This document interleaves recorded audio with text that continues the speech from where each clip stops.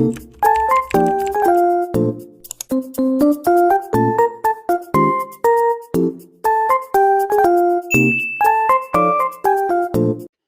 guys, Assalamualaikum warahmatullahi wabarakatuh. Hari ini kita bahas lagi soal-soal P3K Kebidanan 2023 ya, untuk persiapan nanti.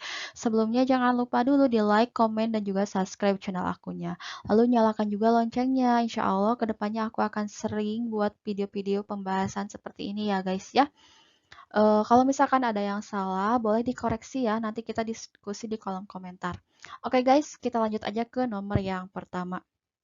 Saat bidan melahirkan plasenta, bidan meletakkan tangannya di atas simpisis dan menekan ke arah belakang ibu dan ke atas sambil meregangkan tali pusat. PTT ya. Mengapa bidan melakukan hal tersebut? Nih, kenapa? A. Mencegah atonia uteri. Ini bukan ya. Bukan fungsinya bukan untuk mencegah atonia uteri. B. Mencegah inversia uteri. Nah, ini jawabannya guys. Jadi, ketika si bidan meletakkan tangannya di atas simpisis dan menekan ke arah belakang sambil meregangkan tali pusat itu adalah untuk mencegah inversia uteri. Inversia uteri itu adalah terbaliknya rahim keluar gitu.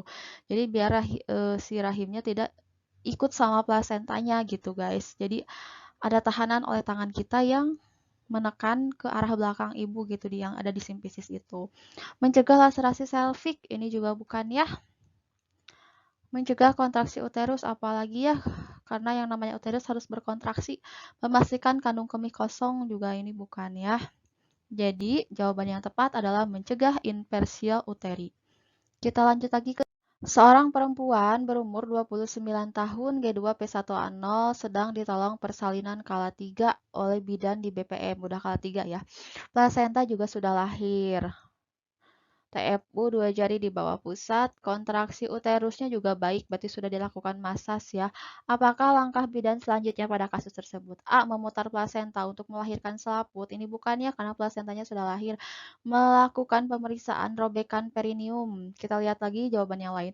Melakukan pemeriksaan kontraksi uterus. Ini bukan ya karena si uterusnya juga udah jelas di soal bahwa kontraksi uterus sudah baik. Mengecek adanya semburan darah. Ini dilakukan sebelum plasenta lahir. Mengecek kelengkapan plasenta. Nah, ini jawabannya lebih tepat ya. Setelah plasenta lahir kita cek. Kita masas, terus kita cek si plasentanya apakah lengkap atau belum. Takutnya ada yang tertinggal gitu. Jadi jawabannya tepat adalah E ya. Nanti kita lakukan lagi langkah-langkah selanjutnya. Jadi jawaban yang tepat adalah mengecek kelengkapan plasenta. Kita lanjut lagi ke soal nomor 3. Nyonya A baru melahirkan anak pertamanya 40 menit yang lalu. Bayi lahir spontan menangis kuat, plasenta juga lahir lengkap dalam 15 menit setelah bayi lahir. Uterus berkontraksi kuat. Saat bidan memeriksa perineum, didapatkan robekan pada mukosa vagina, otot dan kulit. Oh, sudah sampai otot berarti ya. Perineum. Derajat robekan pada kasus di atas adalah A. Derajat 1. Kalau derajat 1 itu cuma sampai mukosa vagina dan kulit perineum saja ya, jadi bukan. Kalau nyampe otot perineum itu derajat 2 ya, jadi jawaban yang tepat adalah derajat 2. Kalau derajat 3 itu sampai sphincter ani. Kalau derajat 4 sampai rektum ya. Kita lanjut lagi ke soal berikutnya. Nyonya A melahirkan anak pertamanya 40 menit yang lalu. Bayi lahir spontan menangis, kuat, plasenta lahir lengkap dalam 15 menit setelah bayi lahir, uterusnya berkontraksi kuat. Saat bidan memeriksa perineum, dapatkan robekan pada mukosa vagina, otot, dan kulit perineum. Apakah asuhan yang tepat untuk kasus di atas? Melakukan rujukan, bukan ya? Karena ini masih bisa ditangani oleh bidan kalau sampai derajat 2. Memasang tampon pada perineum, kita lihat jawaban yang lain, melakukan penjahitan. Nah ini, ketika ada laserasi, kita harus lakukan penjahitan karena ini bisa menyebabkan perdarahan. Menekan daerah luka untuk menghentikan perdarahan, ini juga bukan ya. Jawaban opsi yang lebih tepat di sini adalah melakukan penjahitan perineum agar tidak terjadi perdarahan. Membersihkan luka dengan betadin juga kurang tepat ya, karena ini robekannya juga udah sampai otot gitu. Jadi kita harus jahit terlebih dahulu. Kita lanjutkan lagi ke soal nomor 5.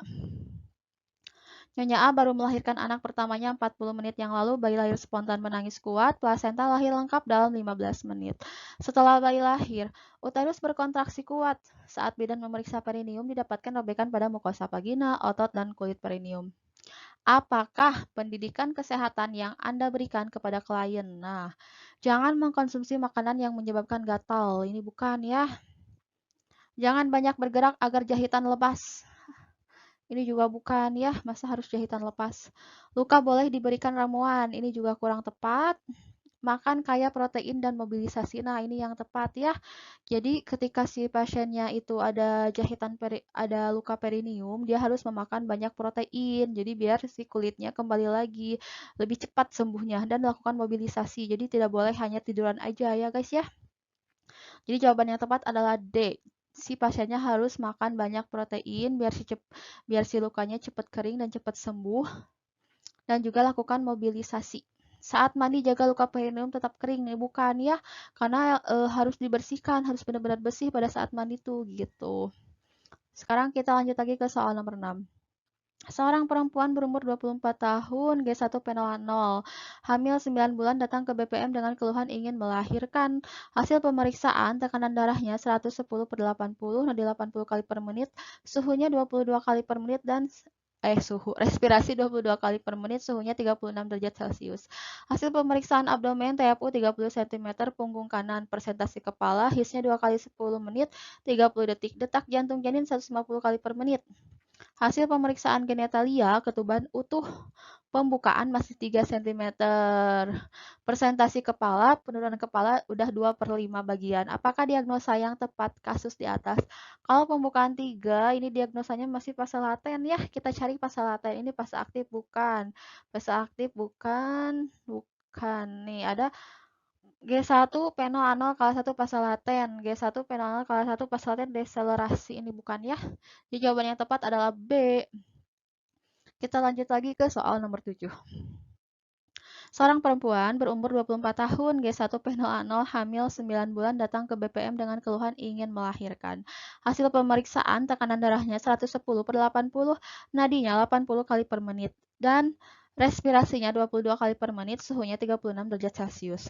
Hasil pemeriksaan, abdomennya, TFU-nya 30 cm, punggung kanan, persentase kepala, dan hisnya 2 kali 10 menit dalam 30 detik. DJJ 150 kali per menit, hasil pemeriksaan genitalia, ketuban utuh, pembukaan 3 cm. Persentase kepala, penurunan kepala 2/5 bagian. Pemeriksaan DJJ berikutnya dilakukan pada kalau pemeriksaan DJJ itu dilakukan setiap 30 menit sekali ya, jadi jawabannya B. Kalau pembukaan setiap 4 jam sekali. Karena ini di soalnya DJJ, jadi jawabannya 30 menit sekali. Seorang perempuan berumur 24 tahun, G1 P0A0, hamil 9 bulan, datang ke BPM dengan keluhan ingin melahirkan.